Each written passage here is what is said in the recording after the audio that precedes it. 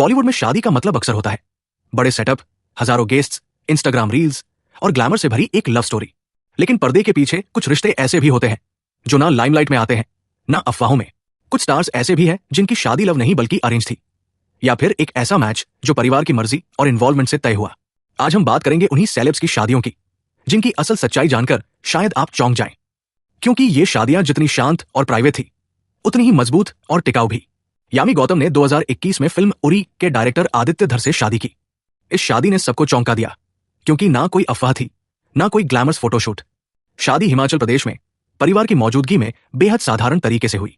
यामी ने पारंपरिक लाल साड़ी पहनी थी और फोटो देखकर लोग बोले, ये आज की एक्ट्रेस की शादी लगती ही नहीं। असल में यामी और आदित्य का रिश्ता एक प्रोफेशनल सेटअप से शुरू हुआ और धीरे धीरे परिवार की सहमति से यह रिश्ता शादी में बदल गया। इस शादी में कोई दिखावा नहीं था, सिर्फ समझ, सम्मान और सादगी। परिणीति चोपड़ा और आम आदमी पार्टी के नेता राघव चड्ढा की जोड़ी को देखकर लोग हैरान रह गए। एक तरफ बॉलीवुड, दूसरी तरफ राजनीति, दोनों का तालमेल कैसे हुआ? जवाब है एक कॉमन फ्रेंड जिसने दोनों को मिलवाया। शुरुआती बातचीत में ही दोनों ने एक दूसरे की वैल्यूज और माइंडसेट को समझा। जल्द ही परिवारों की बातचीत शुरू हुई और यह रिश्ता शादी तक पहुंचा। परिणीति ने खुद स्वीकार किया कि यह रिश्ता अरेंज जैसा ही था, जिसमें प्यार बाद में डेवलप हुआ। उनकी शादी उदयपुर के लीला पैलेस में बेहद सीमित लोगों के बीच हुई, लेकिन इस पूरे सफर में फैमिली की भागीदारी शुरू से अंत तक रही। मौनी रॉय ने दुबई बेस्ड बिजनेसमैन सूरज नाम्बियार से शादी की। यह रिश्ता भी एक कॉमन कनेक्शन के जरिए शुरू हुआ। दोनों की मुलाकात म्यूचुअल फ्रेंड्स के जरिए हुई थी और फिर बातचीत गहराई तक पहुंची।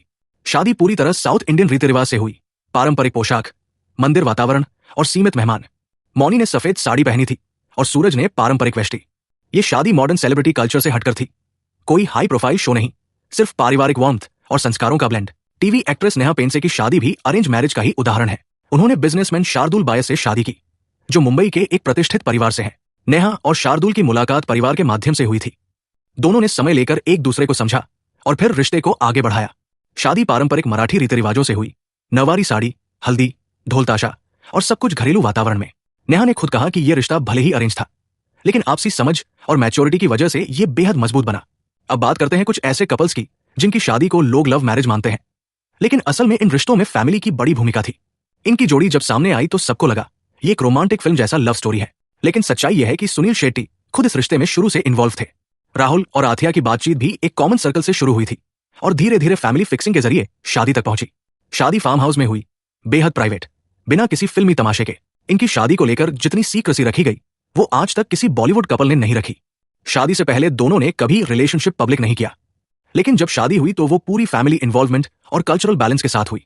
सूत्रों के मुताबिक दोनों परिवारों ने ही इस रिश्ते को आगे बढ़ाया और पूरा फंक्शन बेहद अनुशासित और पारिवारिक था। इस जोड़ी की लव स्टोरी तो पब्लिक थी, लेकिन शादी की स्टाइलिंग देखकर सबको लगा कि यह बेहद इंटीमेट और फैमिली ओरिएंटेड शादी थी। मुंबई में रणबीर के घर पर सिर्फ 50 मेहमानों की मौजूदगी में बिना किसी ग्रैंड शो या मीडिया हाइप के इस शादी को पूरा किया गया। इन सभी कहानियों से एक बात साफ होती है, बॉलीवुड में आज भी ऐसे रिश्ते बनते हैं जो सिर्फ ग्लैमर पर नहीं बल्कि समझदारी, पारिवारिक मूल्यों और आपसी सम्मान पर टिके होते हैं।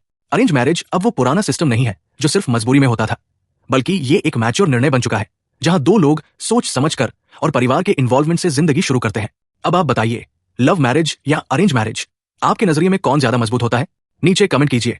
वीडियो अच्छा लगा हो तो लाइक जरूर करें और ऐसे ही सच्ची कहानियों के लिए चैनल को सब्सक्राइब करना ना भूलें।